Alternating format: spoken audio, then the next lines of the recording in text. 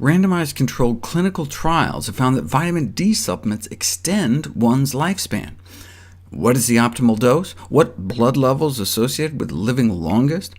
In my 9-part video series on vitamin D back in 2011, I noted that the relationship between vitamin D levels and mortality appeared to be a U-shaped curve, meaning low vitamin D levels were associated with increased mortality, but so were levels that were too high, with the apparent sweet spot around 75 or 80 nanomoles per liter, based on individual studies like this one.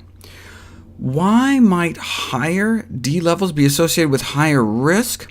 Well, this was a population study, so you can't be sure which came first. Maybe the vitamin D led to higher risk, or maybe higher risk led to the vitamin D, meaning maybe those who weren't doing as well were prescribed vitamin D. Maybe it's because these were Scandinavian studies where they tend to take a lot of cod liver oil as the vitamin D supplement, one spoonful of which could exceed the tolerable upper daily limit of intake for vitamin A, which could have negative consequences even if you don't inject it into your penis. I was surprised to see cod liver oil listed among the long list of things men have tried to inject into themselves because they felt they were coming up short, though may have ended up even shorter after all the reconstructive surgery. Anyways, the U-shaped curve is old data. An updated meta-analysis has shown that as population vitamin D levels go up, mortality appears to go down and stay down, which is good, because then we don't have to test to see if we're hitting just the right level. Routine testing of vitamin D levels is not recommended. Why?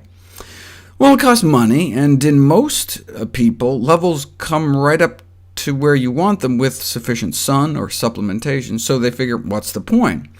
But also because the test is not very good. Results can be all over the place. What happens when you send a single sample to 1,000 different labs around the world? You'd maybe expect a little variation, but not this. Results from the same sample ranged anywhere from less than 20 to over 100.